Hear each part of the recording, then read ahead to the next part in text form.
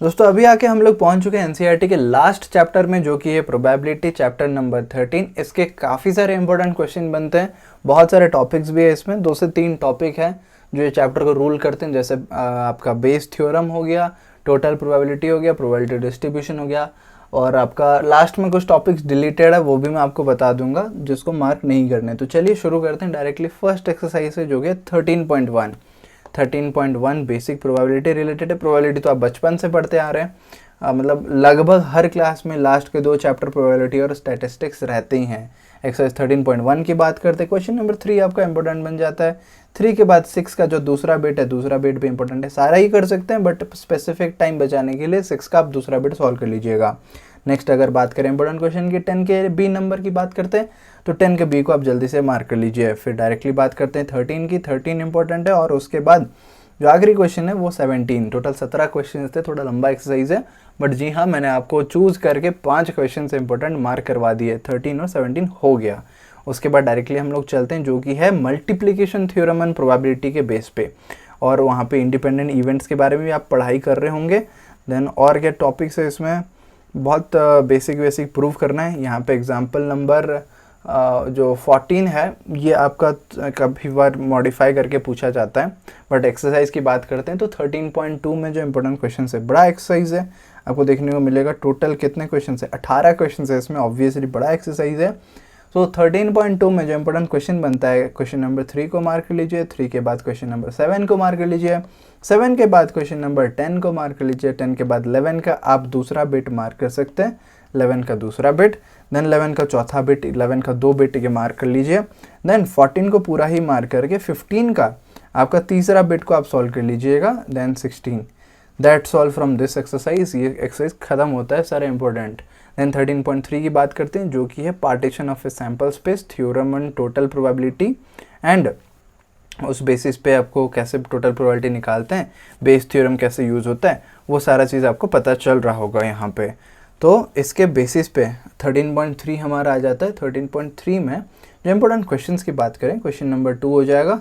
Question number 2 के बाद question number 4, 4 के बाद 6, 6 के बाद डायरेक्टली हम लोग चलते हैं 8 और 10। 8 के बाद 10 को मार्क कर लीजिए। 10 के बाद 12 एंड 13।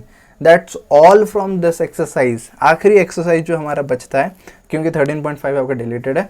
13.4 की बात करते हैं, तो 13.4 में हम लोग डायरेक्टली पहुंचते हैं 13.4। So here we are with 13.4। Just a second पहुंच जाएंगे। ये रहा, काफ़ी सारे एग्जाम्पल्स है बीच में, एंड बहुत सारे टेबल्स बनाने हैं। 13.4 में हम लोग पहुंच गए।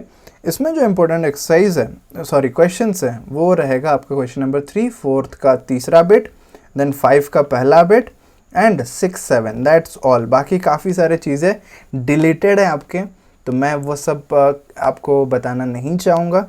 जैसे 13.5 की बात करें, तो ये टॉपिक से आप देख सकते हैं, Bernoulli trial and binomial distribution.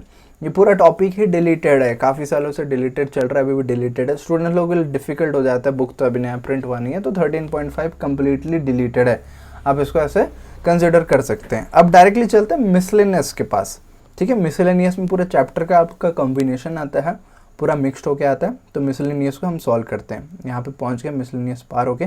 Total कितना क्वेश्चन है? 19 क्वेश्चन है मिसलेनियस में। काफ़ी लंबा एक्सरसाइज है मिसलेनियस, तो आप जल्दी से अपने बुक में भी सारे क्वेश्चंस को मार्क कर लीजिए। 2 का फर्स्ट बिट, तो 2 का फर्स्ट बिट यहाँ पे इंपॉर्टेंट बनता है। फिर 7, 8 लगातार इंपॉर्टेंट है। 7, 8 डायरेक्टली अब चलेंगे 10 पे।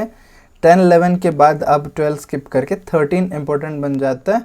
फिर 15 भी इंपॉर्टेंट है, एंड 16, 17। That's all. इतने सारे इंपॉर्टेंट क्वेश्चन बनते हैं। 18, 19 आप करना चाहो तो कर सकते हो, बट कॉन्सेप्ट समझ जाओगे तो चीज़ कर पाओगे। इंपॉर्टेंट वो होता है जो आपको बार बार करने पड़ेंगे। अभी डायरेक्टली हम चलते हैं एग्जाम्पल्स पे, जो इंपॉर्टेंट एग्जाम्पल्स बन जाते हैं। सो पेज नंबर 536 से पहला एग्जाम्पल जो है, एग्जाम्पल नंबर 5 को आप मार्क कर लीजिए, वो इम्पोर्टेंट है। उसके बाद 36 हो गया, 37 पे चलेंगे। 537 में जो इम्पोर्टेंट एग्जाम्पल है, एग्जाम्पल नंबर 7 को मार्क कर लीजिए। डायरेक्टली अब चलते हैं 541 पे, तो ये 40 एंड नेक्स्ट पेज 541, ये रहा 541। इसमें इंपॉर्टेंट एग्जाम्पल है, एग्जाम्पल नंबर 9 को मार्क कर लीजिए। 45 पे चलते हैं, तो ये रहा 43, 44 एंड 45। 545 में आपका एग्जाम्पल नंबर 13 जो है वो आपका इम्पोर्टेंट बन जाता है। देन 550 पे चलेंगे डायरेक्ट।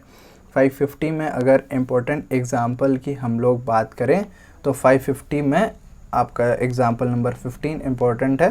51 छोड़ के 552 की बात करते हैं। 552 में आपको इम्पोर्टेंट एग्जाम्पल नंबर 18 देखने को मिल जाएगा। 18 को आप मार्क कर लीजिए।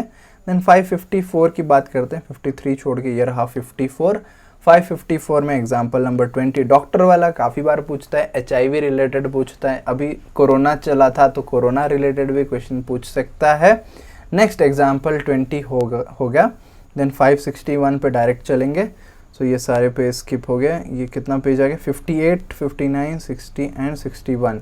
561 में एग्जाम्पल नंबर 25 आपको यहाँ पे देखने को मिल जाएगा। प्रोबेबिलिटी डिस्ट्रीब्यूशन, जी हाँ प्रोबेबिलिटी डिस्ट्रीब्यूशन आ रहा है, वो पूछा जा सकता है। वो हो गया। देन और 2-3 बचे हुए हैं। 563 की बात करते हैं। ये रहा 563। इसमें एग्जाम्पल नंबर 26 को मार्क कर लीजिए। जी हाँ, ये सारा दिया गया है प्रोबेबिलिटी डिस्ट्रीब्यूशन, और सारे प्रोबेबिलिटी का सम हमेशा 1 होता है, वो आपको ध्यान रखना पड़ेगा। उसके बाद 578 पे सीधा चलेंगे। कौन से पेज पे? 578। कहाँ तक पहुँच गए हम लोग अभी? 571।